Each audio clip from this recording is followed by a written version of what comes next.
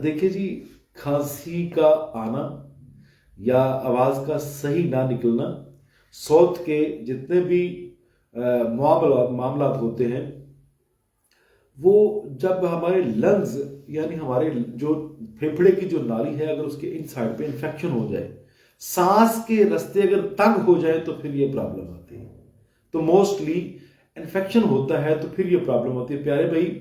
इसके लिए मैं आपको रिकमेंड करता हूं, जो कि गाने वाले जितने भी लोग हैं, खास तौर पे वो मेहदी हसन साहब के बारे में और लता जी के बारे में मशहूर है कि वो जड़ पान इस्तेमाल करते थे। मैं आपको एक जाती तौर पे मशवरा देता हूं प्यारे भाई, मंडी भाउद्दीन से नाम क्या है इनका जी?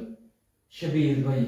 शबीर भाई, किसी का भी गला खराब हो जाए, आवाज सही ना निकले, तो फिर सांस की नाली में प्रॉब्लम होती है, इन्फेक्शन हो जाता है, स्वेलिंग आ जाती है। तो इसके लिए मैं आपको बेहतरीन एक चीज मुजर्रब बताता हूं। जड़ पान ले लीजिए, एक सब्ज इलायची के बराबर अपने मुंह में रखिए।